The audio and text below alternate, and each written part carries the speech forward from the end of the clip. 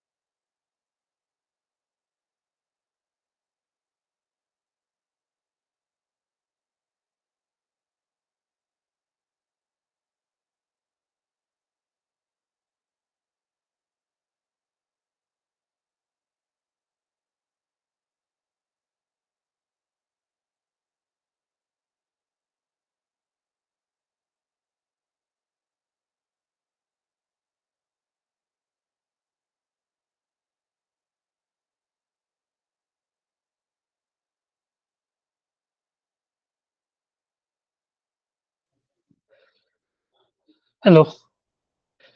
Good evening चिराग। Hello. जी, आज क्या हुआ आप लोगों को? कोई है ही नहीं। Good evening. सब कहाँ गए? पिछले क्लास में कितने थे? हेलो। Good evening Siddharth. पिछले क्लास में कितने लोग थे आप लोग?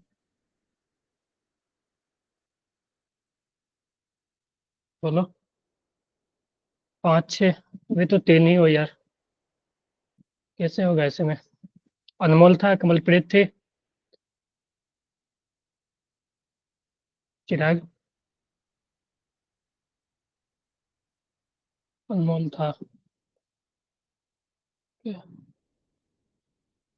क्या हुआ आप और लोगों को? क्या करे तो बताओ आप लोग। ओके चिराग, कमलप्रीत नहीं थी ना? क्या करे?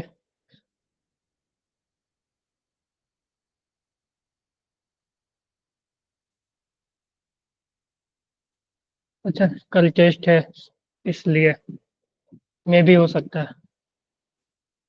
ठीक है, तो हम लोग थोड़ा सा देख लेते हैं उसके बाद। ठीक है। थोड़ा सा ऑप्टिक्स से स्टार्ट करने वाले थे ना आज। क्या करो?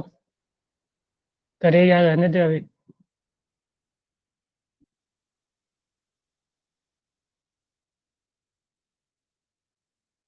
हाँ, मैंने कर दिया पंजाब वाले ग्रुप में और दिल्ली वाले ग्रुप में।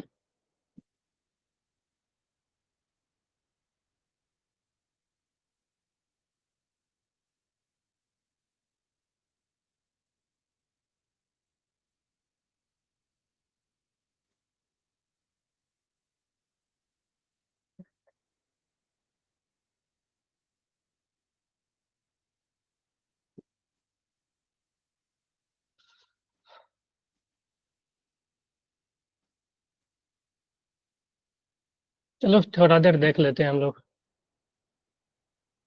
ठीक है।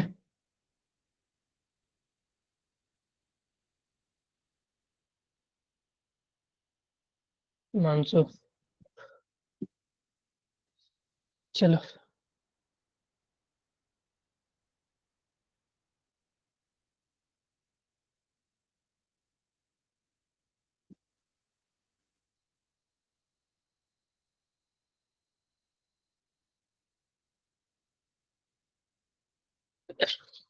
स्क्रीन शो हो रहा था सभी को। यार माइक ऑन करके कोई बोल दिया करो। ठीक है। ऐसे में फिर दिक्कत हो जाएगी। सुहानी, हिमांशु, सिद्धार्थ, चिराग। ठीक है। कोई माइक ऑफ करके, ऑन करके। ठीक है। बीच बीच में बोलते रहना। ठीक है। समझ आया?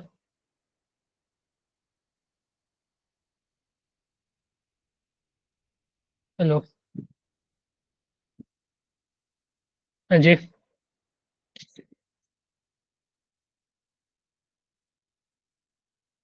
अच्छा, माइक में प्रॉब्लम है।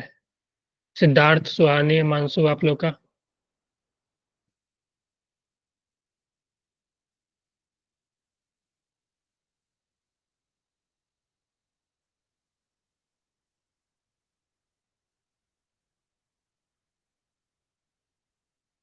चलो, देखो हम लोग ऑप्टिक्स शुरू करने वाले हैं। ठीक है। स्कूल में किसने ऑप्टिक्स पढ़ा है? हैंड्स अप करो तो, या थम्स अप करो। चिराग, आपने पढ़ा है? हिमांशु, सिद्धार्थ, आपने पढ़ा है? सुहानी? सुहानी तो लगता है ज्वाइन करके गायब हो गई है। हिमांशु? हिमांशु वही, ये भी ज्वाइन करके रख दिया है क्या फोन? तो 4 लोग में से तो लग रहे हो 2 लोग ज्वाइन करके बस रख दिए हैं फोन। 2 ही लोग हो, चिराग और सिद्धार्थ। चलो। तो ऑप्टिक्स, जब हम ऑप्टिक्स की बात करें तो हम लोग इसमें लाइट के बारे में पढ़ते हैं। ठीक है। Study about light. तो ऑप्टिक्स में 2 पार्ट आती है। एक तो आती है रे ऑप्टिक्स। ठीक है।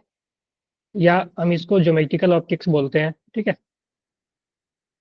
रे ऑप्टिक्स या ज्योमेट्रिकल ऑप्टिक्स इसी को बोलेंगे। ठीक है। रे ऑप्टिक्स और ज्योमेट्रिकल ऑप्टिक्स, ठीक है। और दूसरा जो आएगा, ये पहला ये, और दूसरा जो होगा वो वेव ऑप्टिक्स, ठीक है।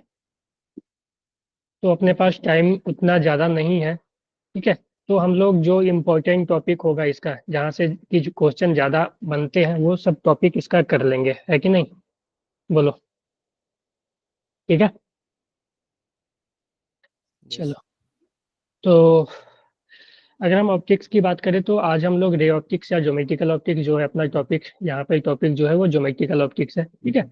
First class. तो देखो, ऑप्टिक्स में क्या होता है? Optics the branch of physics in which we study about the behaviour and property of light, ठीक है। लाइट के बारे में हम लोग पढ़ते हैं, including it interaction with matter, कि ज़्यादा हम इसी पर फोकस करेंगे कि लाइट अगर किसी मैटर से इंटरेक्ट करता है तो वो किस तरह से वो बिहेव करता है, ठीक है। तो इसी की चर्चा हम लोग ऑप्टिक्स में करते हैं। ये बेसिकली जो है स्टडी ऑफ लाइट का है, ठीक है। ऑप्टिक्स जो है वो बेसिकली क्या है? ऑप्टिक्स वो स्टडी ऑफ लाइट होगा, ठीक है। स्टडी ऑफ लाइट, ठीक है। तो सबसे पहली बात करें, अगर हम छोटा छोटा कुछ पॉइंट देख ले, तो सबसे पहले आते हैं रेक्टिलिनियर प्रोपोगेशन ऑफ लाइट। तो रेक्टिलिनियर प्रोपोगेशन क्या कहता है कि लाइट जो है वो स्ट्रेट लाइन में ट्रेवल करती है, ठीक है। Rectilinear propagation describe the tendency of electromagnetic wave. हमने पढ़ा था कि जो लाइट होता है वो एक तरह से इलेक्ट्रोमैग्नेटिक वेव ही होता है, ठीक है। इलेक्ट्रोमैग्नेटिक वेव या light to travel in straight line path in homogeneous medium. किसी भी मीडियम में क्या है, लाइट जो है वो स्ट्रेट लाइन पाथ में चलेगी, ठीक है। ये लाइट जो है वो हमेशा जो है स्ट्रेट लाइन पाथ में वो चलेगी, ठीक है। तो यही हो गया रेक्टिलिनियर प्रोपगेशन ऑफ लाइट। ये कहती है कि लाइट जो है हमेशा स्ट्रेट लाइन पाथ में चलेगी। अगर कहीं से बेंड भी होती है, ठीक है, तो बेंड भी होती है, तो बेंड होके भी वो फिर स्ट्रेट लाइन में ही जाएगी। ऐसा नहीं कि बेंड होने के बाद वो कर्व बन जाए, ठीक है। ऐसा नहीं है कि बेंड होके कर्व बन गया, ठीक है। ये नहीं होगा, ठीक है। वो हमेशा बेंड भी होगी तो वो फिर स्ट्रेट लाइन को ही फॉलो करेगी, ठीक है। तो अब हम थोड़ा सा बात करें रे। तो रे क्या होता है? रे of light is a straight line path, ठीक है। तो देखो, इस तरह का अगर बना हो, ठीक है, तो रे जो है वो इस लाइन को रे बोलते हैं हम लोग, ठीक है। रे of light is straight line path of transfer of light energy. Arrow represent the direction of propagation of light, ठीक है। तो रे एक तरह से मान लो तो लाइट के पाथ को डिस्क्राइब करता है, ठीक है। रे जो है लाइट के पाथ को डिस्क्राइब करता है, और जो एरो होता है, जो एरो है वो डायरेक्शन ऑफ प्रोपगेशन। ये जो एरो है, ठीक है, एरो जो है वो डायरेक्शन ऑफ लाइट प्रोपगेशन को दिखाता है। Direction of propagation of light, ठीक है। तो फिर अगर हम बीम की बात करें, तो बीम जो होता है बंडल ऑफ रे। अगर एक से ज्यादा रे है तो उसको हम लोग बीम बोलते हैं, ठीक है। ये बीम हो गया, ठीक है। कलेक्शन ऑफ रे या बंच ऑफ बे या बंडल ऑफ बे, इस सबको हम क्या बोलेंगे? बीम बोलेंगे, ठीक है। तो ये ये हो गया रे, ठीक है। एक सिंगल एरो से जब उसको दिखाते हैं तो ये रे हो गया। और अगर हम बंच ऑफ रे या बंडल ऑफ रे ले ले तो उसको हम लोग बोलेंगे बीम, है ना। तो ये क्लियर है? यस। ओके। तो अब हम बात करते हैं रिफ्लेक्शन की, ठीक है। तो रिफ्लेक्शन पे, इस पे देखो, अभी लाइट में जब रे ऑप्टिक्स की बात करें तो मेनली दो चीजें पढ़ना है, एक तो रिफ्लेक्शन और एक होता है रिफ्रैक्शन, ठीक है। अच्छा, पहले इस पे और थोड़ा चर्चा कर ले कि बीम। तो बीम का जो है तीन टाइप होता है, ठीक है। थ्री टाइप ऑफ बीम होता है। एक हो गया पैरेलल बीम। पैरेलल बीम, ठीक है।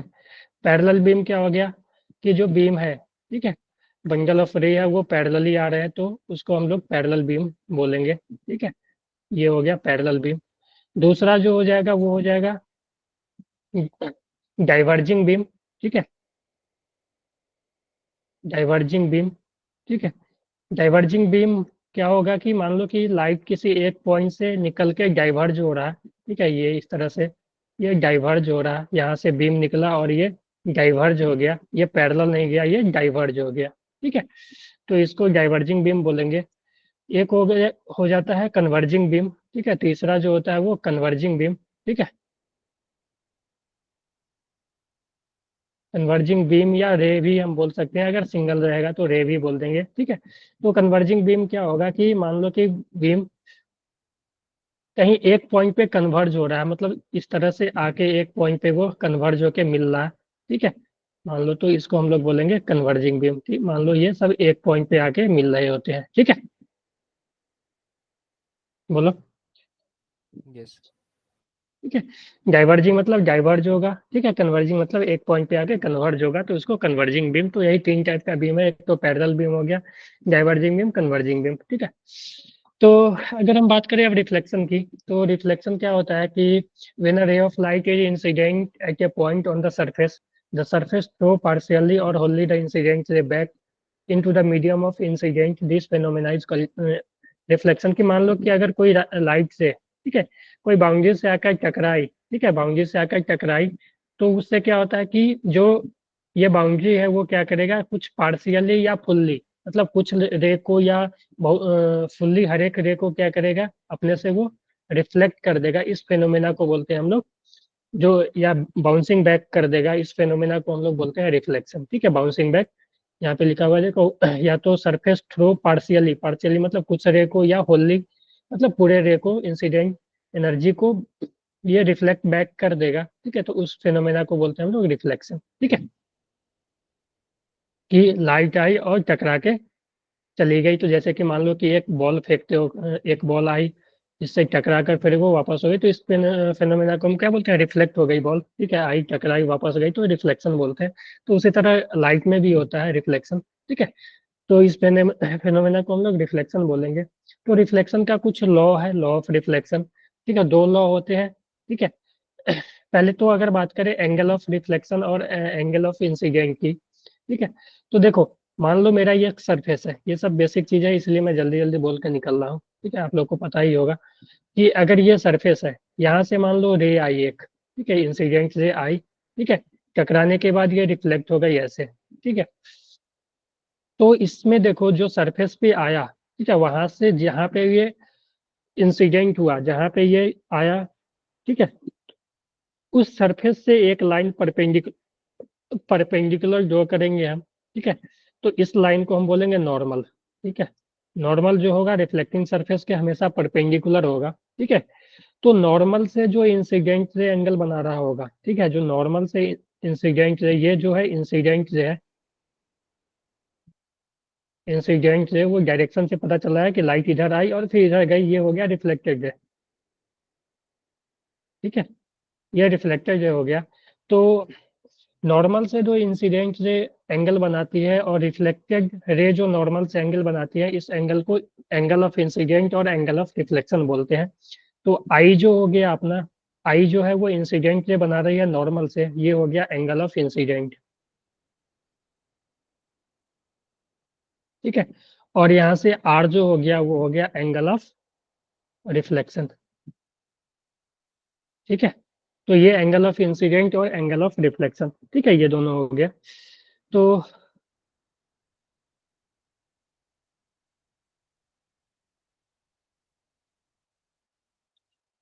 ठीक है, ये क्लियर है सभी को।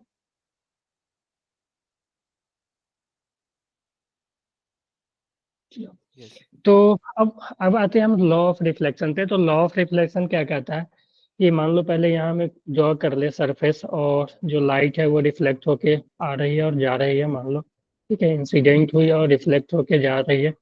तो अगर हम यहाँ पे ड्रॉ करें, ठीक है, एक लाइट आई और ये वापस गई। मैं एक एक रे ही बना रहा हूँ, बहुत सारा रे होगा यहाँ पे, लेकिन ये फिगर ज़्यादा कॉम्प्लेक्स ना हो, इसीलिए हम लोग एक ही लेकर चल रहे हैं, ठीक है। तो ये एंगल ऑफ इंसिडेंट हो गया, ये एंगल ऑफ रिफ्लेक्शन हो गया, जैसे कि हमने अभी तक देखा। ये अपना नॉर्मल हो गया, ये रिफ्लेक्टेड है, इंसिडेंट है, और ये रिफ्लेक्टेड है।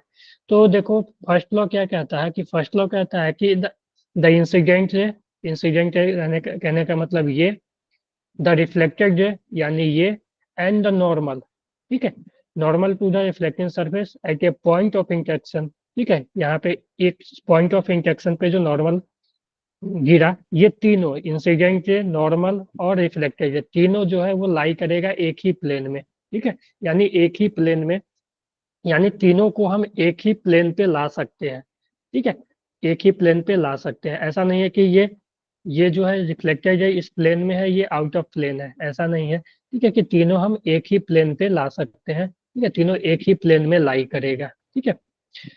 तो ये हो गया angle of incident is equal to angle of reflection. तो ये सेकंड जो लॉ है वो बोलता है कि एंगल ऑफ जो इंसिडेंट होगा वो हमेशा बराबर होगा एंगल ऑफ रिफ्लेक्शन का, ठीक है, समझ गए।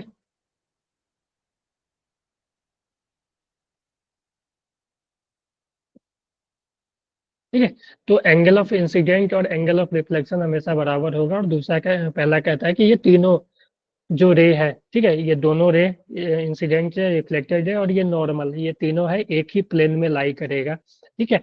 और दूसरा है कि एंगल ऑफ इंसिडेंट हमेशा एंगल ऑफ रिफ्लेक्शन के बराबर होगा। क्लियर है। Yes, sir. एक होता है गैलेंसिंग एंगल भी बोलते हैं, जैसे कि मान लो कि इंसिडेंट से ये इस सरफेस से जो एंगल बनाता है अल्फा, ठीक है, इस अल्फा को गैलेंसिंग एंगल बोलते हैं, ठीक है, अल्फा जो हो गया वो गैलेंसिंग एंगल कभी कभी लिखा जा सकता है, ठीक है, तो ये समझ जाना, ठीक है। तो अगर ये गैलेंसिंग एंगल दिया रहेगा तो जो एंगल ऑफ इंसिडेंट होगा वो 90 माइनस अल्फा हो जाएगा, है कि नहीं, क्योंकि ये पूरा जो नॉर्मल है ये सरफेस के परपेंडिकुलर है, तो 90 माइनस अल्फा, ठीक है। तो अगर हम उसी तरह और सरफेस के लिए भी बात करें, ठीक है, तो ये तो एक हो गया, चलो ठीक है, यहाँ तक क्लियर है।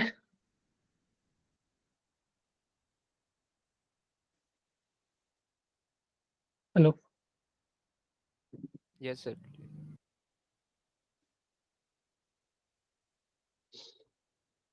कोई और ज्वाइन किया है या नहीं, बता सकते हो कोई।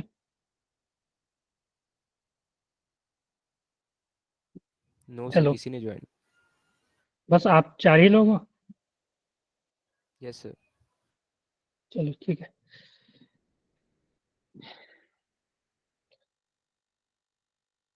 ऑब्जेक्ट, ऑब्जेक्ट क्या होता है और इमेज क्या होता है, ठीक है। तो ऑब्जेक्ट क्या होता है, देखो ऑब्जेक्ट क्या होता है कि जो इंसिडेंट से जहां से निकलती है, ठीक है, इंसिडेंट से जहां से निकलती है उसको हम लोग ऑब्जेक्ट बोलते हैं, ठीक है। या हम ऐसा बोल सकते हैं कि ऑब्जेक्ट जो है वो है कि जहाँ पे इंसिडेंट से इंटरसेक्ट करती है, ठीक है। तो तो जो इंसिडेंट ये होता है ना, जहाँ से लाइट निकली, ठीक है, वो एक तरह से मान लो ऑब्जेक्ट का काम करता है। कि मान लो कि मेरा यहाँ पे से लाइट निकल रही है, ठीक है, लाइट का रे यहाँ से ओरिजिनेट हुआ, तो ये अपना क्या हो जाएगा, ऑब्जेक्ट हो जाएगा, ठीक है। तो अगर हम बात करें ऑब्जेक्ट का, तो मान लो एक मेरे पास मिरर है, ठीक है, एक मिरर सिंपल बना देता है, यहाँ पे ऑब्जेक्ट है ये, यहाँ से लाइट निकली और ये मिरर पे आके पड़ी, तो ये जो हो जाएगा ये ऑब्जेक्ट हो जाएगा, ठीक है।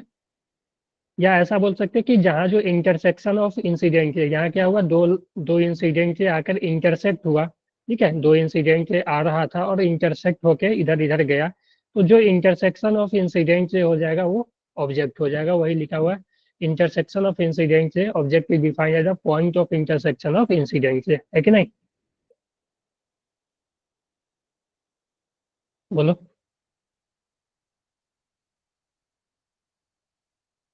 अगर हम एक ऐसा भी ले लें कि ये इसमें क्या पता चल रहा है, या एक ऐसा ले ले कि देखो कि ये लाइट है कि इंसिडेंट से ऐसे आ रहा है, ऐसे आके यहाँ पे पड़ा, तो यहाँ पे तो बताओगे कि ऑब्जेक्ट क्या होगा, तो इसमें बताना मुश्किल है कि लाइट कहाँ इंटरसेक्ट हो रहा है, जो इंसिडेंट से है, इंसिडेंट रे है वो कहाँ इंटरसेक्ट हो रहा है।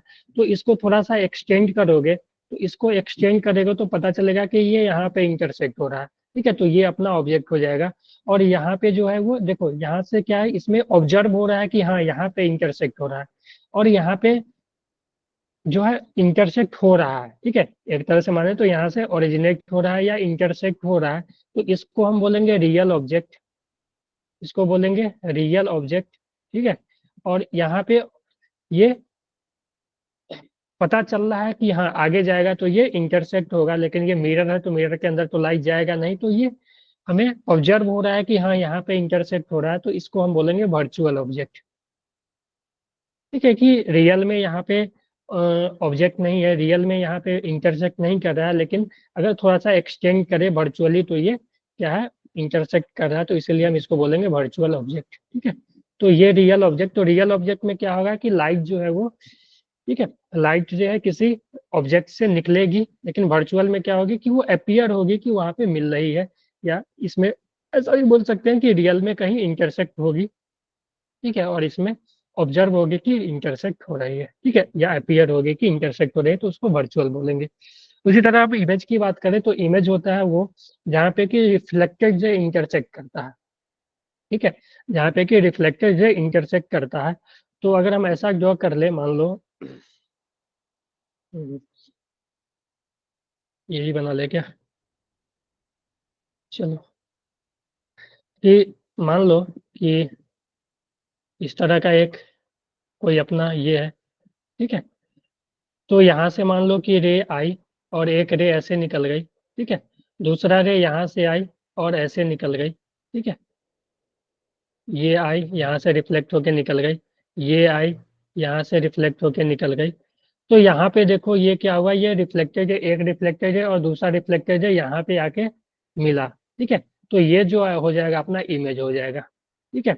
और यहाँ पे जो है रियल में पता चल रहा है कि एक्चुअल में क्या हो रहा है कि दो रे आके मिल रहे हैं, तो इसीलिए ये जो हो जाएगा रियल इमेज हो जाएगा, रियल इमेज, ठीक है। उसी तरह अगर हम मिरर की बात करें तो यहाँ पे कि अगर मान लो यहाँ यहाँ से एक रे आया और ऐसे रिफ्लेक्ट हो गया मान लो, और यहाँ से एक रे आया और ऐसे रिफ्लेक्ट हो गया, ठीक है, तो इसमें देखो ये दोनों रे एक तरह से डाइवर्ज हो चुका है, तो डाइवर्ज हो चुका है तो ये कभी मिलेगा नहीं रियल में, रियल में तो ये कभी मिलेगा नहीं, रे ऐसे आई रिफ्लेक्ट हो गई, ऐसे आई और रिफ्लेक्ट हो गई, तो ये रियल में तो कहीं मिलेगा नहीं, ये ऑब्जेक्ट हो गया क्योंकि यहाँ से रे निकला था, ठीक है। तो इसको अगर थोड़ा सा तुम देखोगे, एक्सटेंड करोगे इसको, यहाँ से एक्सटेंड करोगे तो ये पता चल रहा है कि अपीयर हो रहा है कि यहाँ पे ये मिल रहे हैं, तो ये जो हो जाएगी अपना इमेज हो जाएगी, क्योंकि रिफ्लेक्टेड या को थोड़ा सा एक्सटेंड करे, यहाँ पे एक्सटेंड करे तो ये जो हो जाएगी अपना वर्चुअल इमेज हो जाएगी, वर्चुअल इमेज, ठीक है। तो ये तो रियल में मिल नहीं रही है, लेकिन यहाँ पे अपीयर हो रही है मिलते हुए, जो अपना प्लेन मिरर जो हम लोग घर वगैरह में यूज करते हैं वो वर्चुअल इमेज ही बनाती है, ठीक है, वो वर्चुअल इमेज ही बनाती है। तो ये हो गई, क्लियर है सभी को यहाँ तक, बोलो। हाँ जी, सिद्धार्थ, चिराग, हिमांशु, सुहानी तो है ही नहीं यहाँ, ठीक है, चलो। अब बात करते हैं reflection from from plane surface या प्लेन मिरर। तो सबसे पहले देखो प्लेन मिरर होता क्या है, plane mirror is form by polishing one surface of a plain thin glass plate. It is also called as silvered at one side। यानी कि मान लो एक ग्लास है मेरे पास, एक ग्लास प्लेट है, ठीक है, ग्लास प्लेट है और इस प्लेट को हम मान लो इधर से सिल्वर कर दें, ठीक है, इधर से सिल्वर पेंट कर दें, ठीक है, तो अब ये ट्रांसपेरेंट नहीं रहेगा और ये क्या होगा, एक मिरर की तरह बिहेव करेगा। अब अगर हम इसमें फेस वगैरह देखेंगे तो वो दिखेगा, ठीक है, तो वही क्या हो गया प्लेन मिरर, ठीक है, कि अब लाइट को ये ट्रांसमिट होने नहीं दे रहा है, रिफ्लेक्ट कर दे रहा है, कुछ को ऑब्जर्व कर रहा है, लेकिन बहुत मैक्सिमम लाइट को क्या रिफ्लेक्ट कर रहा होगा, ठीक है। तो ये प्लेन मिरर हो गया। तो प्लेन मिरर को हम अगर सिंपल बनाए तो इस तरह से बनाएंगे, प्लेन सरफेस रहेगा और इस तरह से सिल्वर को हम लोग इस तरह से डिनोट करेंगे, तो ये जो है वो सिंबल हो गया प्लेन मिरर का, ठीक है, तो ये प्लेन मिरर का सिंबल हो गया, ठीक है। तो ये हो गया प्लेन मिरर कैसे, अगर हम एक सरफेस को सिल्वर कर दे, पॉलिश कर दे, ठीक है, तो क्या हो जाएगा वो प्लेन मिरर की तरह बिहेव करेगा, फ्लेक्शन वगैरह वो प्लेन सरफेस होना चाहिए, कर्व वगैरह नहीं होना चाहिए, ठीक है, तो वो प्लेन मिरर हो जाएगा, क्लियर है। तो अब देखो हम लोग करेंगे Yes, कि image formation, formation of image by plane mirror आप लोगों को पता ही होगा, ठीक है, क्योंकि आप ऑप्टिक्स पढ़े हो तो ये सब बेसिक है ऑप्टिक्स के, ठीक है। तो प्लेन मिरर का जब हम फॉर्मेशन देखें, इमेज फॉर्मेशन का, तो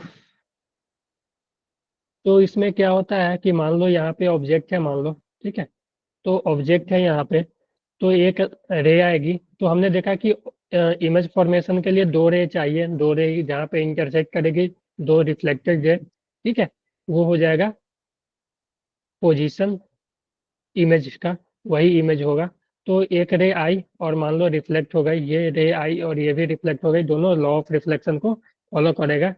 ये अगर मान लो नॉर्मल है तो ये आई, ये आर, ठीक है, ये दोनों बराबर होगा। अगर यहाँ पे है तो ये आई वन आर वन दोनों बराबर ही होगा। तो यहाँ पे अगर देखा जाए कि इमेज कहाँ पे बना है, तो ये देखो, ये रे तो दोनों रे तो एक्चुअल में कहीं मिलेंगे नहीं, क्योंकि डाइवर्ज होके वो उधर चला गया, ये इधर गया, तो कहीं मिलेगा नहीं। लेकिन इधर इधर अगर इसको एक्सटेंड करे और इधर इसको एक्सटेंड करे तो पता हो रहा है कि ये अपीयर हो रहा है कि यहाँ पे कहीं मिल रहे होंगे, है ना।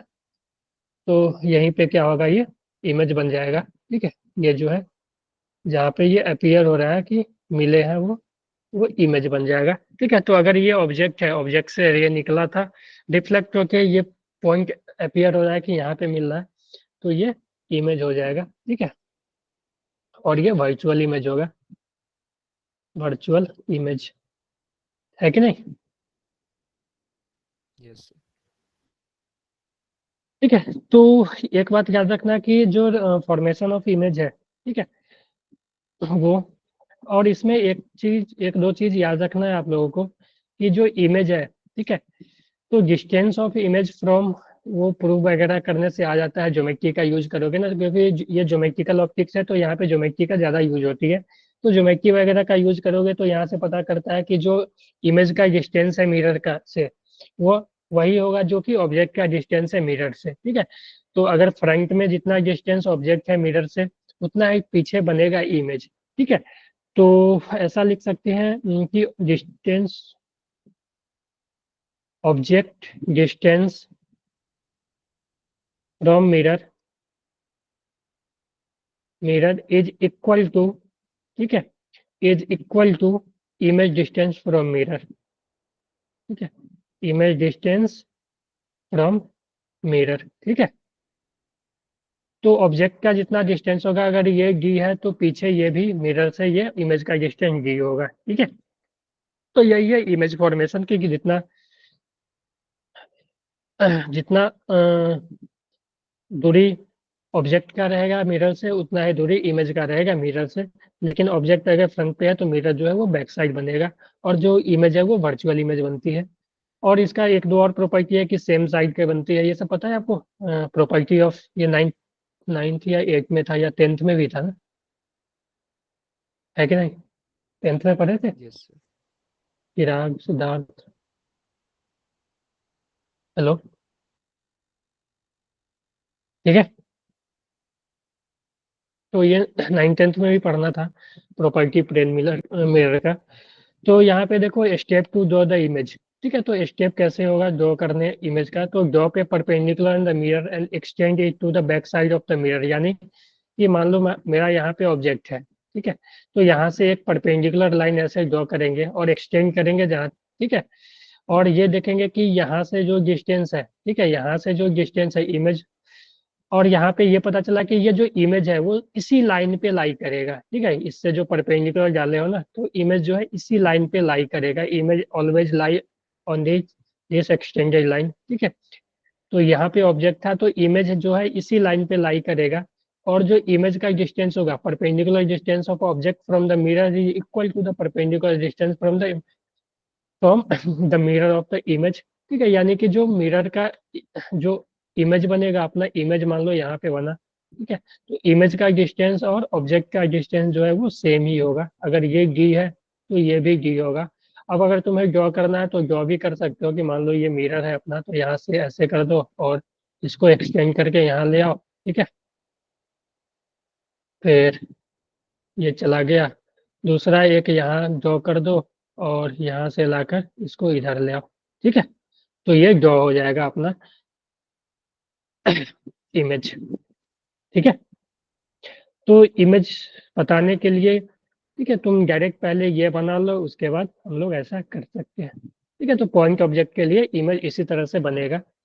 तो अगर हम बात करें कि यहाँ पे बात करें कि मान लो यहाँ पे एक मिरर रखा हुआ है, मिरर यहाँ पे है, ठीक है, और कोई ऑब्जेक्ट जो है वो यहाँ पे है, ठीक है। तो यहाँ पे है तो उसके लिए हम लोग क्या करेंगे, उसके लिए इस मिरर को तुम कुछ नहीं करना, थोड़ा सा एक्सटेंड कर देना, तो अपना जो इमेज है वो कहीं यहाँ पे बनेगा। ठीक है, और इमेज जो है अपना यहाँ पे बनेगा, ये डी है तो ये भी डी है। तो तुम बोलोगे कि ड्रॉ कैसे करें, तो ड्रॉ करने का भी तरीका आसान है कि मान लो जो परपेंडिकुलर जो एक लाइट है वो डायरेक्ट यहाँ पहुंच जाएगी, तो एक रे जो है वो डायरेक्ट वहां पहुंची। ठीक है, दूसरा रे तुम यहाँ से ले लेना, यहाँ से गई, यहाँ पे रिफ्लेक्ट होगी। ठीक है, तो ये अपीयर होगी यहाँ पे मिलते हुए। ठीक है,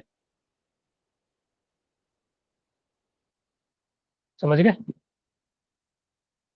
तो ये अपना जो पॉइंट ऑफ इंटरसेक्शन है, इमेज बन गई। क्योंकि देखो इमेज पे जो भी लाइट परपेंडिकुलर गिरेगी ना ऐसे, ठीक है, वो डायरेक्ट ऐसे ही रिफ्लेक्ट हो जाएगी। ठीक है, जो परपेंडिकुलर ऐसे गई वो रिफ्लेक्ट हो जाएगी, यानी इसको तुम एक्सटेंड करोगे तो यहाँ पे मिलते हुए दिखेगी। ठीक है, जो रे परपेंडिकुलर जाएगी वो परपेंडिकुलर ही रिफ्लेक्ट हो जाएगी। ठीक है, यानी इसमें एंगल ऑफ इंसिडेंट और एंगल ऑफ रिफ्लेक्शन जो दोनों जो है, i angle of incident is equal to angle of reflection, और जीरो के बराबर होगा, 0 डिग्री। ठीक है, क्योंकि नॉर्मल से वो जीरो पे है। क्लियर है? हाँ जी। चिराग, चलो। तो ये हो गया formation.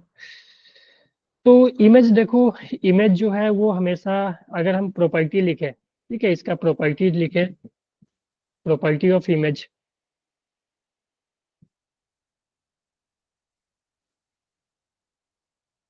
Image by plane mirror.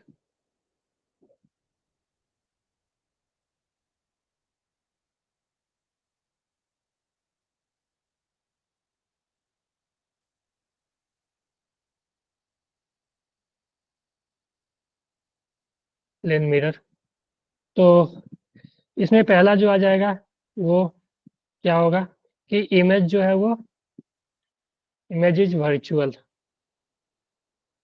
ठीक है, इमेज जो है वो वर्चुअल इमेज होगा। ठीक है। ठीक है, दूसरा जो हो जाएगा, image is formed behind the mirror, behind the mirror. ठीक है, तीसरा हो जाएगा, distance of image from the mirror is equal to distance of object from the mirror. ठीक है, यानी डिस्टेंस ऑफ ऑब्जेक्ट, इमेज पहले लिख लो, image from mirror, mirror is equal to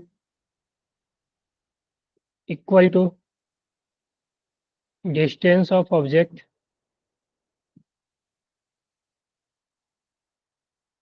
from mirror. ठीक है, ये तीन हो गए।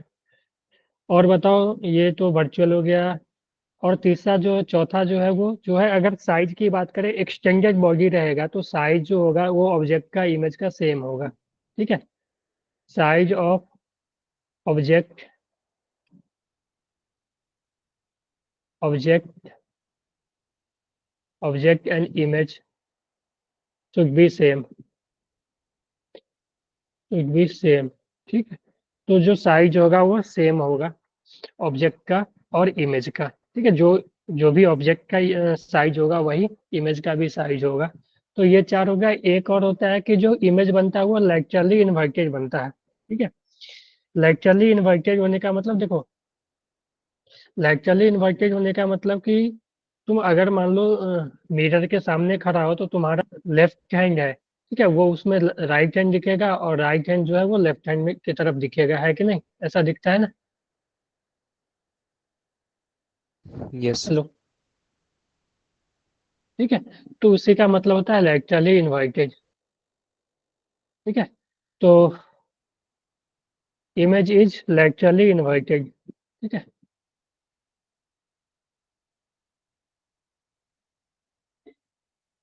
ठीक है, तो ये प्रॉपर्टी हो गया, तीन चार प्रॉपर्टी है, पांच प्रॉपर्टी, इसको याद रखना आप लोग। तो अगर हम बात करें थोड़ा सा, एक दो एक्सटेंडेड ऑब्जेक्ट का इमेज बना ले। ठीक है, तो एक्सटेंडेड ऑब्जेक्ट का इमेज बनाए तो देखो कैसे बनाना हो। तो अगर ये मिरर है अपना, ठीक है, और मान लो कि ये लाइन है, ठीक है, एक ऑब्जेक्ट यहाँ पे इस तरह से रखा हुआ है जिसका ए और बी यहाँ है। तो कुछ नहीं करना है, देखो क्या करना है कि ए का डिस्टेंस यहाँ पे ए बनेगा और बी का डिस्टेंस मिरर से वही रहेगा, तो ये बन गया ए। ठीक है, और जो हाइट है वो सेम ही बनेगा और सेम डिस्टेंस पे बनेगा। अगर मान लो कि मेरा ऑब्जेक्ट इस तरह से है, इस तरह से है कि ए यहाँ है, बी यहाँ है, तो देखोगे तो ए का जो डिस्टेंस है, ए का जो डिस्टेंस है यहाँ से जो होगा वही ए का यहाँ से होगा, और बी का जो डिस्टेंस यहाँ से है वही बी का। तो ये कुछ इस तरह का बन जाएगा, ए इधर आ जाएगा, बी इधर आ जाएगा। है कि नहीं? क्लियर है? बताओ, थम्स अप करो।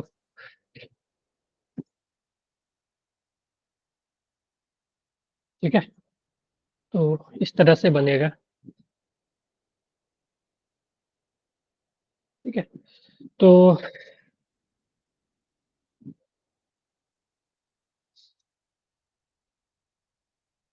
अगर हम ऐसा ले लें,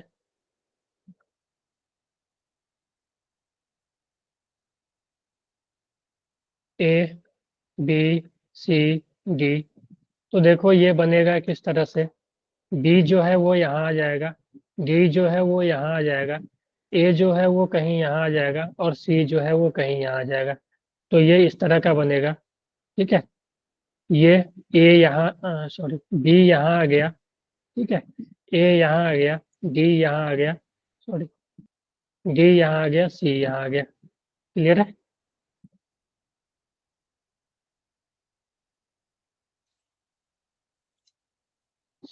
अगर इस तरह का है, मान लो कि कोई ऑब्जेक्ट इस तरह से रखा हुआ है, मान लो ए और बी, तो इसका जो है इमेज कुछ इस तरह का बनेगा कि ए जो है वो यहाँ आ जाएगा। ठीक है, और बी जो है वो कहीं यहाँ आ जाएगा, यानी इस तरह से ए और बी।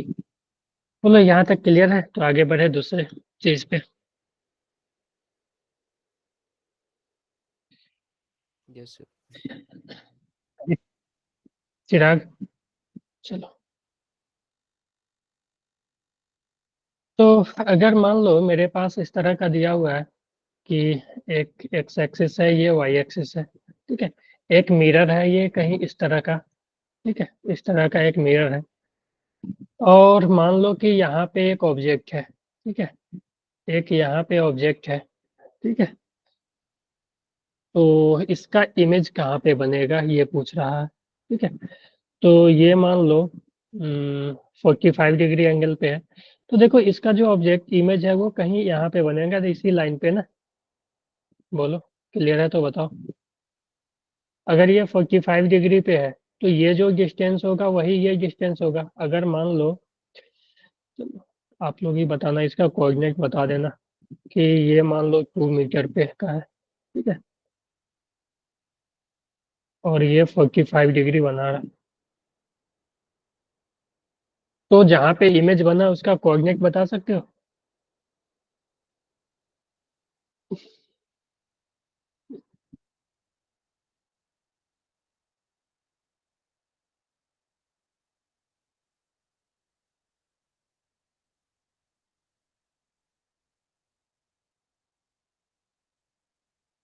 जी,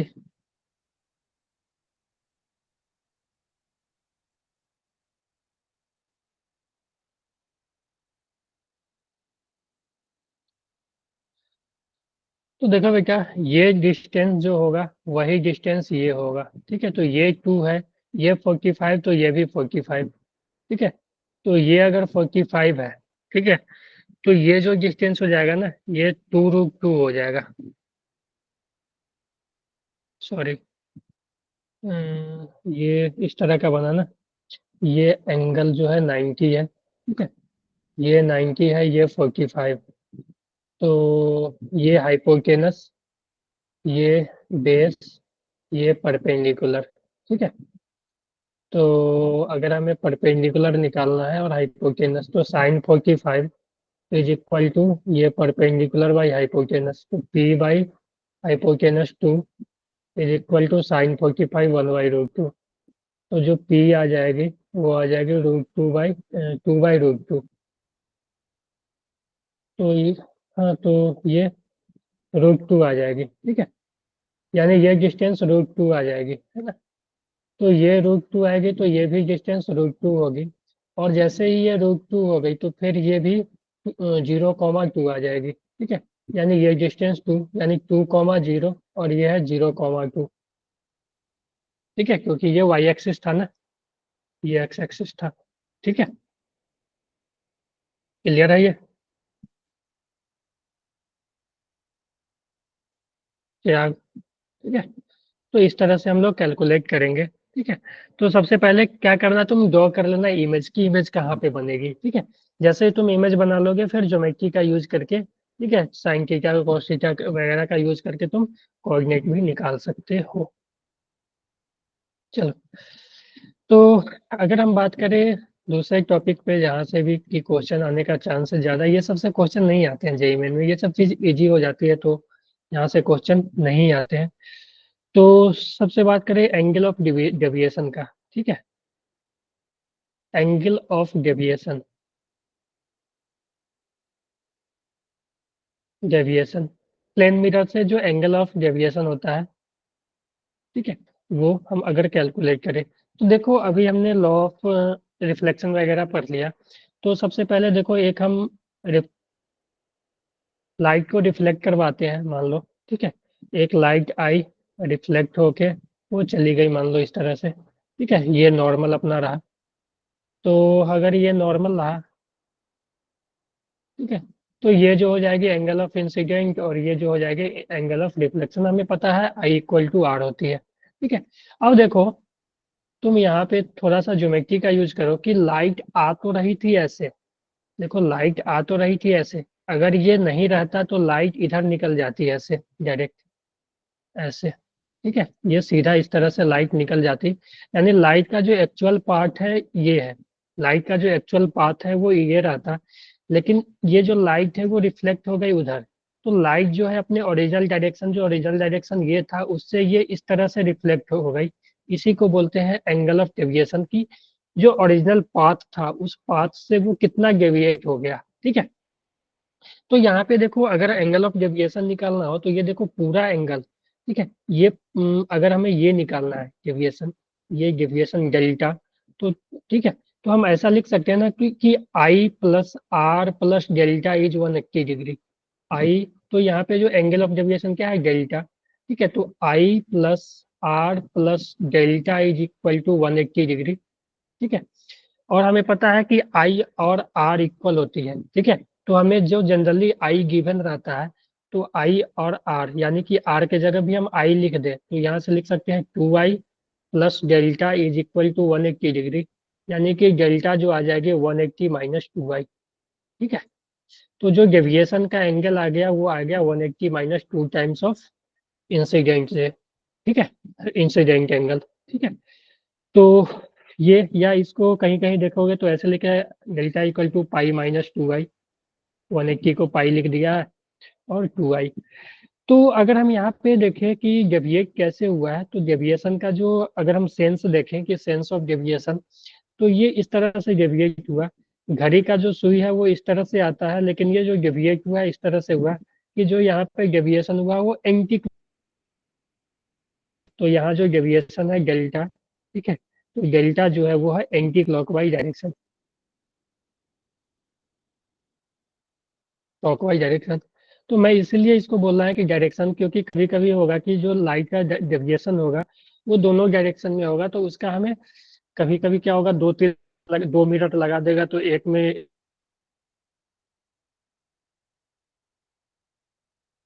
एंटी क्लॉकवाइज हो सकता है, दूसरे में तो वहाँ पे नेट डेविएशन, क्लॉकवाइज डेविएशन को, एंटी क्लॉकवाइज डेविएशन को हम लोग पॉजिटिव कंसीडर कर लेते हैं, पॉजिटिव डेविएशन, और क्लॉकवाइज डेविएशन को हम लोग नेगेटिव डेविएशन कंसीडर कर लेंगे।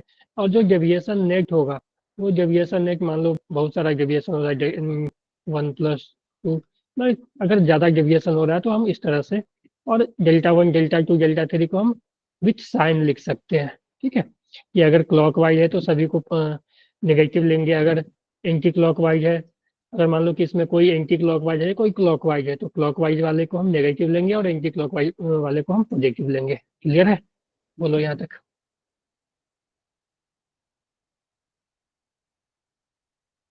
ठीक है। तो याद रखना वैल्यू, ये जो डेविएशन होता है, एंगल ऑफ डेविएशन, वो 180 माइनस 2i होता है। ठीक है, 180 माइनस 2i, या कोई बुक में देखो तो पाई माइनस 2i, इस तरह से भी लिखा रहेगा। ठीक है, तो आई जो है एंगल ऑफ इंसिडेंट है। ठीक है, तो अगर हम इसमें क्वेश्चन करें कि मान लो मेरा एक रे है, ठीक है, रे है, वो अगर मान लो इस तरह से आया, ठीक है, इस तरह से आया कि यहाँ पे 60 डिग्री से आया, ठीक है, तो इसका एंगल ऑफ डेविएशन बताओ।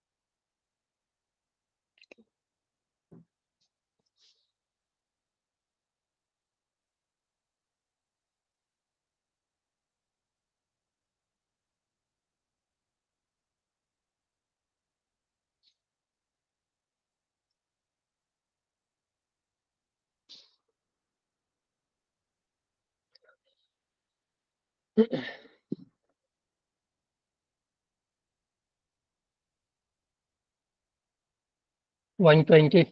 ओके, तो देख लेता हूँ। तो यहाँ पे तो देखो, ये जो है एंगल ऑफ इंसिडेंट नहीं दिया हुआ है यहाँ पे। यहाँ पे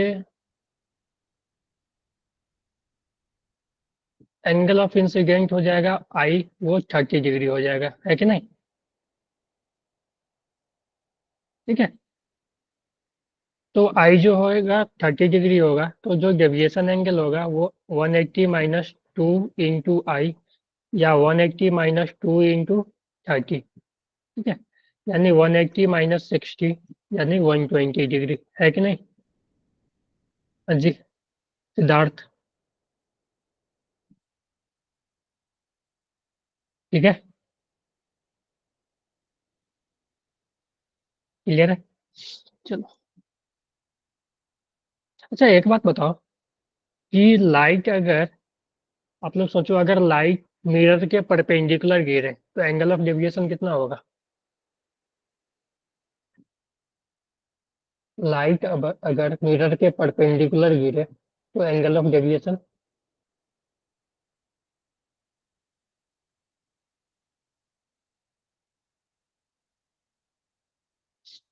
बोलो। कि लाइट जो है, क्या जीरो नहीं बेटा,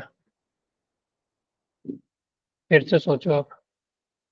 लाइट जो है वो मिरर के परपेंडिकुलर गई, ऐसे गई,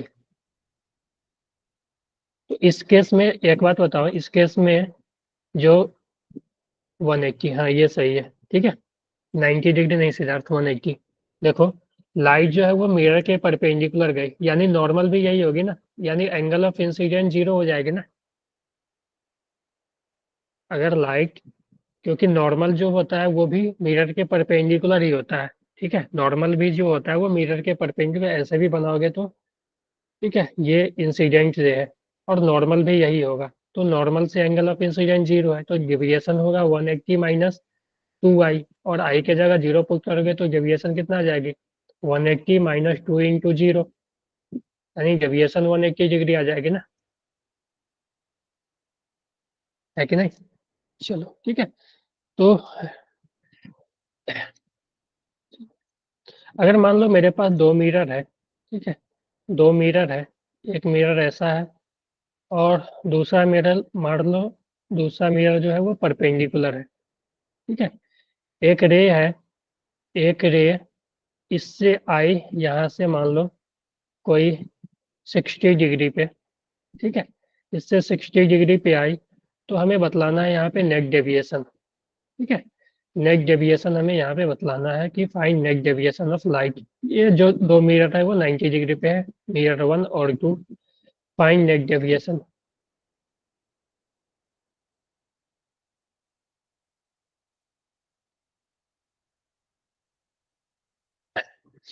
तो मिरर में जो ज़्यादा चांस है क्वेश्चन आने के वो डेविएशन से आते हैं, डेविएशन से ही रहते हैं, ठीक है।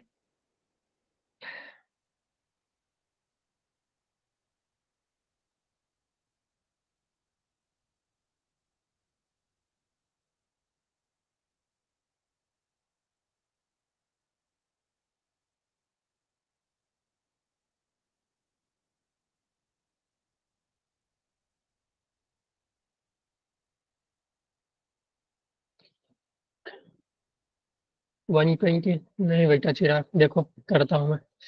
देखो, एक लाइट, यहाँ पे लाइट जो है दो बार रिफ्लेक्ट होगी, ठीक है। एक तो यहाँ से ये यहाँ पे आएगी, ठीक है। यहाँ से ये यहाँ पे आएगी। तो पहले अगर मैं इसके लिए देखूं तो इसके लिए जो है इसका एंगल ऑफ इंसिडेंट जो हो जाएगा वो 30 हो जाएगा, ठीक है। और लाइट जो है वो इधर आना चाह रही थी, और इधर आने से वो फिर इधर चली गई। तो जो डायरेक्शन है, ये जो डेविएशन का डायरेक्शन है वो क्लॉकवाइज डायरेक्शन है, इस तरह से डेविएट हुआ है ना, ठीक है। इस तरह से ये इधर गया तो ये क्लॉकवाइज डेविएशन है। और इसमें जो एंगल ऑफ इंसिडेंट है वो 30 डिग्री है। फर्स्ट जो एंगल ऑफ इंसिडेंट है 30 डिग्री, यानी डेल्टा वन जो हो जाएगा वो 180 माइनस 2 टाइम्स ऑफ 30 डिग्री, ठीक है। तो ये जो हो जाएगा 180 माइनस 60, यानी 120 डिग्री। ये डेल्टा वन जो आ गया 120 डिग्री, और ये आया क्लॉकवाइज, ठीक है, क्लॉकवाइज, ठीक है। तो ये क्लॉकवाइज साइन के साथ ले लो, ठीक है। तो डेल्टा वन जो आ गया 120। अब लाइट जो है वो इस पे गई। अब इस पे जो लाइट गई तो देखो, ध्यान से देखना कि ये 30 है, ठीक है। ये 60 तो ये भी 60, ये पूरा 60 होगा, ठीक है। वैसे भी कर सकते हैं, ये 30 तो ये 30 तो ये पूरा 60 हो गया, ये 90 तो ये फिर 30 हो गया, ठीक है। तो ये जो लाइट है वो इधर गई, ठीक है। तो इसका जो एंगल ऑफ इंसिडेंट हो जाएगा, नॉर्मल से एंगल ऑफ इंसिडेंट हमेशा हम देखते हैं। तो सॉरी, ये क्या हो गया,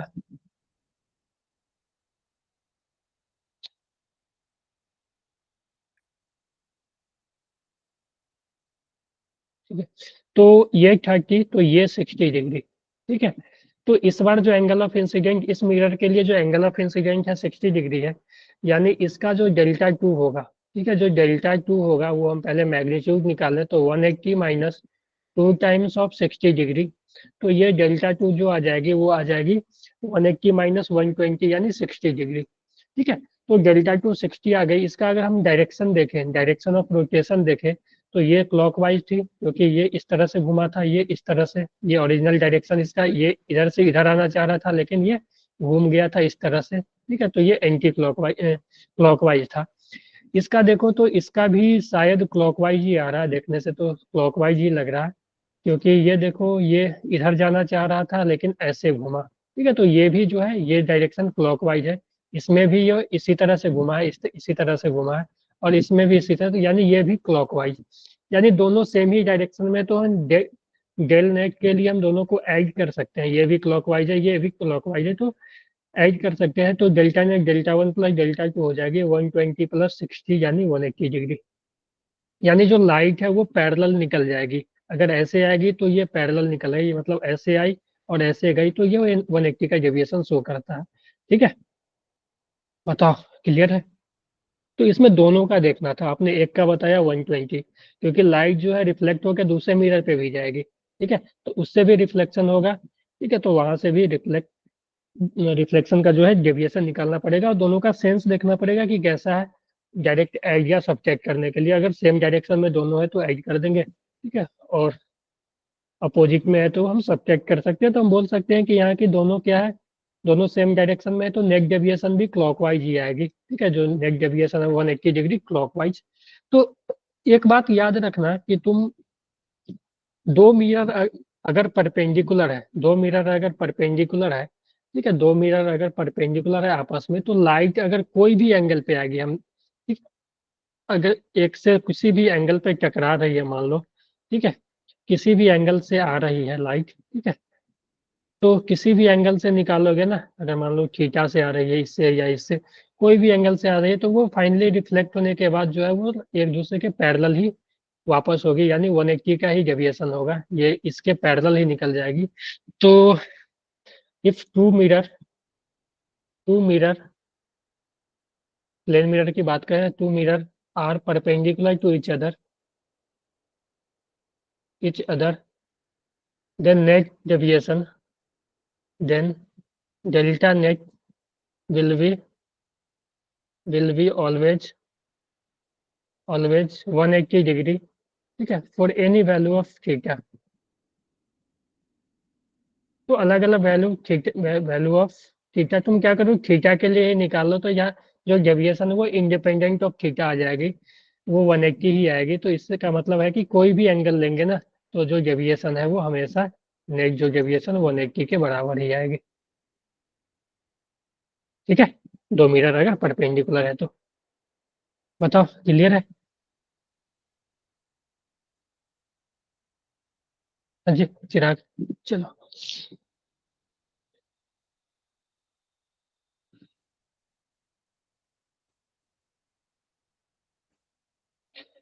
कोई एंगल पे ले ले गया।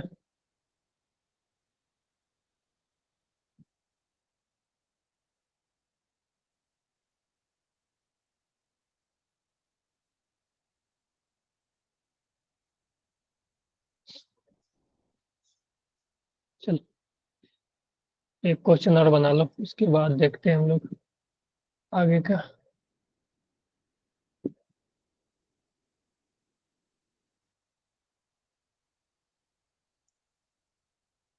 2 मिरर है, 60 डिग्री पे है।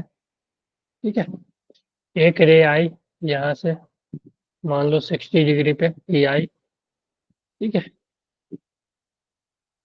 तो बताओ इसमें एंगल ऑफ डेविएशन कैलकुलेट करना शुरू कर लो आप लोग।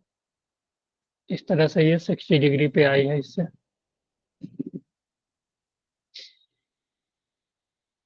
क्लियर है? क्वेश्चन समझ आया? चलो।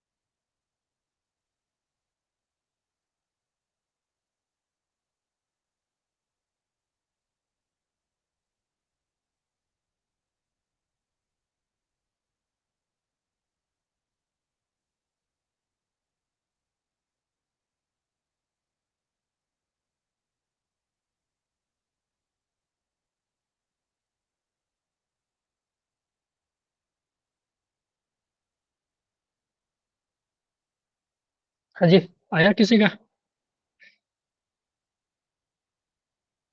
हेलो? नहीं आया? सॉल्व करें? देखो ये 60 डिग्री पे है ना, तो थोड़ा सा ये ऐसा ले ले।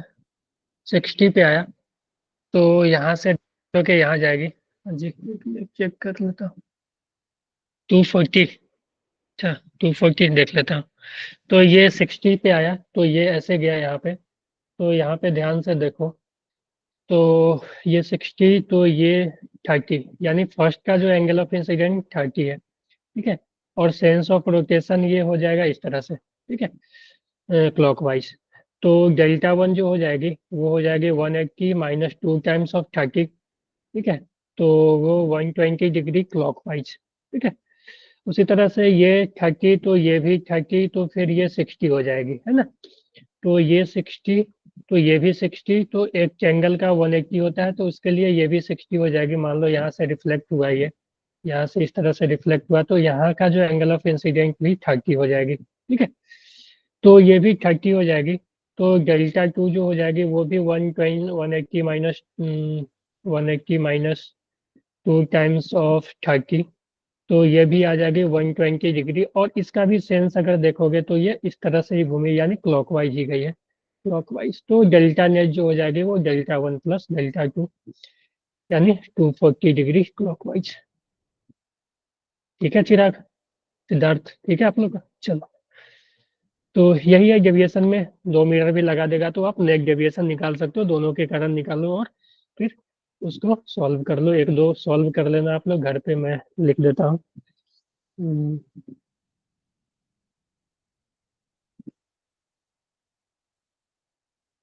ठीक है। एक मिरर इस तरह से है, दूसरा मिरर इस तरह से है। ठीक है। फिर दोनों के बीच एंगल जो है वो 120 डिग्री है। ठीक है। अगर मान लो एक रे इस तरह से आई, ठीक है, 30 डिग्री पे, तो ये कुछ इस तरह से रिफ्लेक्ट होके आएगी फिर यहाँ, तो इसका एंगल ऑफ डेविएशन निकालना है। ठीक है। तो ये रे है इंसिडेंट है, फाइंड एंगल ऑफ डेविएशन।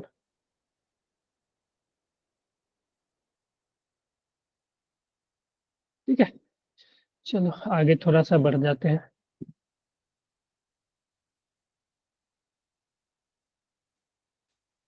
तो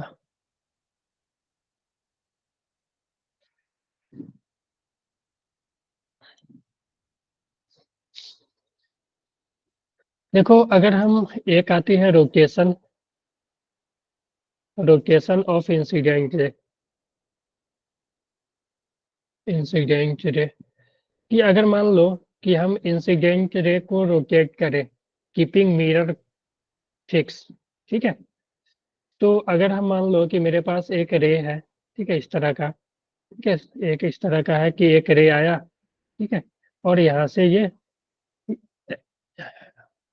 आई पे आया, ये आर पे चला गया। ठीक है। तो अब देखो यहाँ पे क्या होगा कि अगर मान लो कि हम इस रे को, ठीक है, इंसिडेंट रे को रोटेट करना चाहें, मान लो कि हम अगर इधर रोटेट करना चाहें, तो अपना इंसिडेंट रे जो है वो कमेगा। ठीक है, क्योंकि इनिशियली क्या है, आई इक्वल टू आर है, आई इक्वल टू आर है। कि अगर मान लो हम इस रे को इस तरह से रोटेट, मान लो कि एक टॉर्च जला रहे थे और एक टॉर्च को हम ऐसे रोटेट कर रहे हैं, ठीक है, एक प्लेन मिरर था, यहाँ पे टॉर्च जला रहे थे और टॉर्च को ऐसे रोटेट करें, तो जैसे जैसे टॉर्च को रोटेट करेंगे कि इंसिडेंट से, ठीक है, भी रोटेट होगा। यानी कि अगर इधर रोटेट होगा तो क्या होगा, एंगल ऑफ इंसिडेंट घटेगा। तो एंगल ऑफ इंसिडेंट घटेगा तो एंगल ऑफ रिफ्लेक्शन भी घटना चाहिए, कि लॉ ऑफ रिफ्लेक्शन हमेशा वैलिड होगा। तो उसके लिए जो इंसिडेंट जो है उसको इधर रोटेट होना होगा।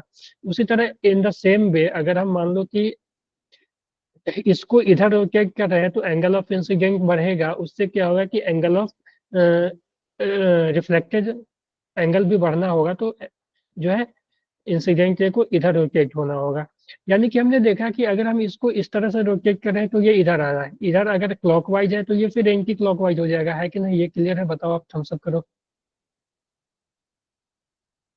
कि अगर हम इंसिडेंट को इधर रोटेट कर रहे हैं तो रिफ्लेक्टेड इधर आ रही है, ठीक है।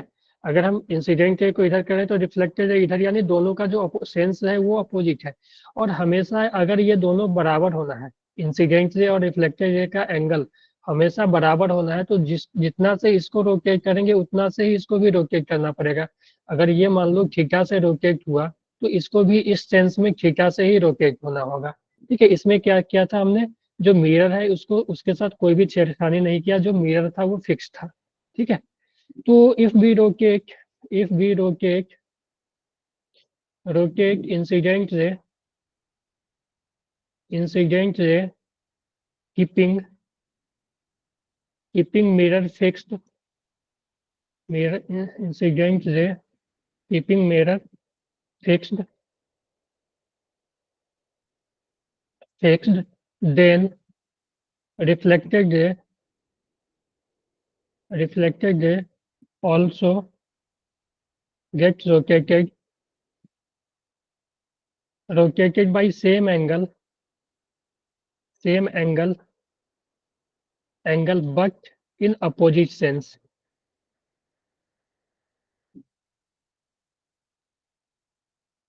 ठीक है,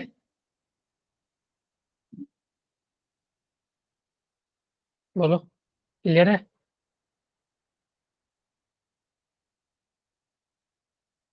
अजी सिद्धार्थ।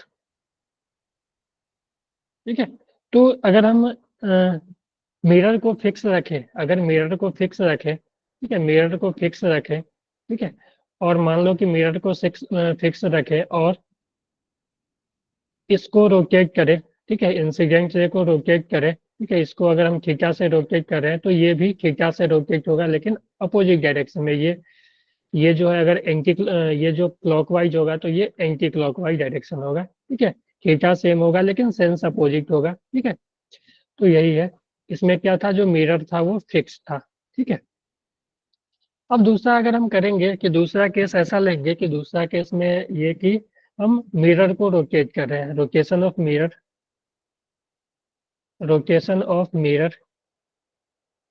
ठीक है, तो देखो रोटेशन ऑफ मिरर में क्या होता है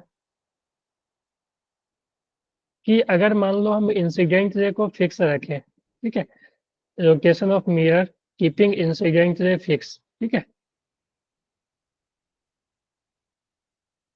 कीपिंग इंसिडेंट रे फिक्स। ठीक है, इंसिडेंट रे को अगर फिक्स रखें तो क्या होगा कि मान लो इंसिडेंट रे था, ठीक है, ये मान लो इसी एंगल पे था, ठीक है, थीटा एंगल पे अगर मान लो आई पे आया था, तो ये भी आई पे, जो एंगल ऑफ रिफ्लेक्शन भी आई ही होगा। ठीक है, क्योंकि दोनों एंगल आई ही होगा।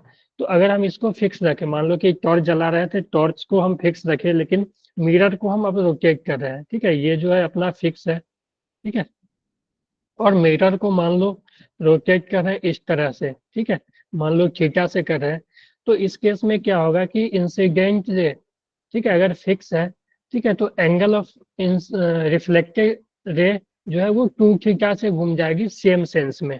ठीक है, बोलो, हेलो। Yes. अच्छा, ठीक है, तो इस केस में क्या होगी कि ये जो इंसिडेंट रे है, अगर इंसिडेंट रे को हम फिक्स रख के, ठीक है, इंसिडेंट रे को फिक्स रख के अगर हम मिरर को थीटा एंगल से घुमाते हैं, ठीक है, उसी भी डायरेक्शन में घुमा सकते हैं, क्लॉकवाइज एंटी क्लॉकवाइज, तो रिफ्लेक्टेड रे जो है वो अपोजिट सेंस में, ठीक है, अगर मिरर को हम क्लॉकवाइज घुमा रहे हैं तो जो रिफ्लेक्टेड है वो एंटी क्लॉकवाइज में घूमेगा with double of the rotation of angle of rotation, ये मिरर। ठीक है, कि अगर मिरर को हम थीटा से घुमा रहे हैं तो ये जो है इंसिडेंट जो है अपना रिफ्लेक्टेड जो है वो टू थीटा से घूम जाएगी। अगर इसको हम इधर इधर घुमा रहे हैं, ठीक है, अगर मान लो कि इसको हम इधर घुमा रहे हैं, ठीक है, ऐसे थीटा से घुमा रहे हैं, ठीक है, मिरर को, ठीक है, तो ये जो है वो टू थीटा से इधर घूमेगी, है ना? ठीक है, इफ, लिख देता हूँ,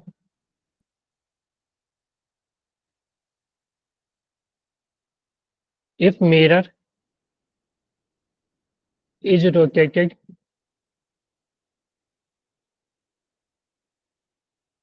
rotated by an angle theta at by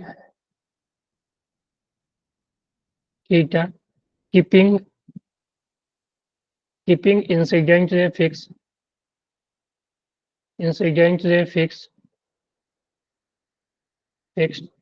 then reflected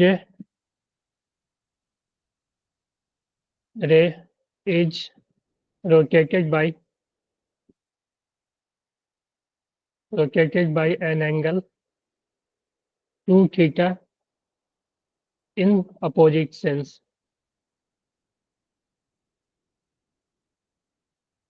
ठीक है, तो ये इस तरह से होगा। अगर मान लो कि कोई ऐसा केस लेते हैं कि इसमें अगर क्वेश्चन आ भी सकता है तो इस तरह से आता है कि ये दोनों को घुमा रहा है एक साथ, ठीक है, ये इंसिडेंट रे को भी घुमा रहा है और रिफ्लेक्टेड रे को भी घुमा रहा है, ये मिरर को भी घुमा रहा है कि मान लो ये था, ठीक है।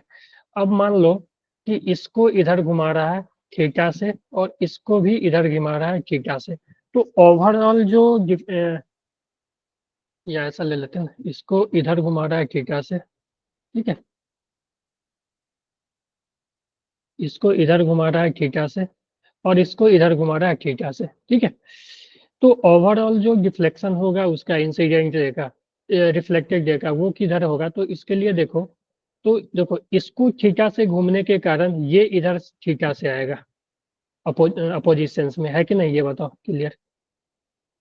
जो रे इंसिडेंट रे को जो घुमा रहे हैं उसके कारण जो है वो रिफ्लेक्टेड रे, इंसिडेंट रे को अगर हम इधर घुमा रहे हैं तो रिफ्लेक्टेड रे उसके अपोजिट थीटा से घूमेगा, और इसके कारण इस मिरर को घुमाने के कारण क्या होगा कि ये 2 थीटा से घूमेगा, तो ओवरऑल जो रोटेशन होगा, rotation of reflected ray,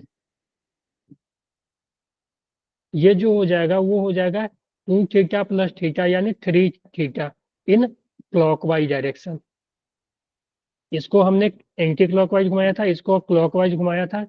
incident ray को हम थीटा से एंटी क्लॉकवाइज घुमाए थे और मिरर को हम थीटा से क्लॉकवाइज घुमाए थे, तो जो अपना रिफ्लेक्टेड है वो 3 थीटा से घूम गया क्लॉकवाइज। चिराग सिद्धार्थ, ठीक है। तो इस टाइप के क्वेश्चन आएगा जिसमें कि दोनों को घुमा देगा, तो दोनों के कारण तुम अलग अलग चेक कर लेना कि इसके कारण किधर होगा, उसके कारण किधर होगा, उसके बाद नेट निकाल लेना, ठीक है। क्लॉकवाइज एंटी क्लॉकवाइज भी देख लोगे आप लोग, ठीक है।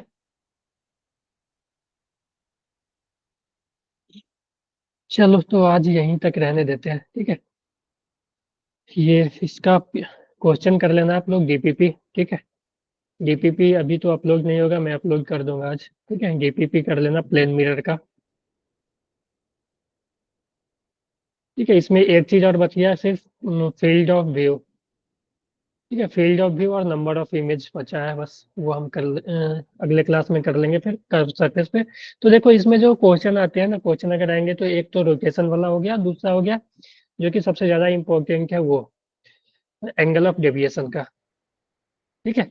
तो एक तो ये हो गया, ठीक है, एंगल ऑफ डेविएशन, और दूसरा रोटेशन का केस, ठीक है। क्योंकि उससे पहले जो भी किया था हमने इमेज फॉर्मेशन, ये सब तो बच्चे में जब 9th 10th में थे तब भी हमने कर लिया था, है कि नहीं। ओके, तो चलो ठीक है, अगले क्लास में फील्ड ऑफ व्यू देखेंगे, वहां से भी आते हैं क्वेश्चन, और नंबर ऑफ इमेज वाला भी कभी कभी पूछ लेता है, तो वो कर लेंगे, ठीक है। से भी आज के लिए रहने देते हैं, चलो ठीक है, तो बाय एवरीवन, बस। Good night, bye, good night, चलो।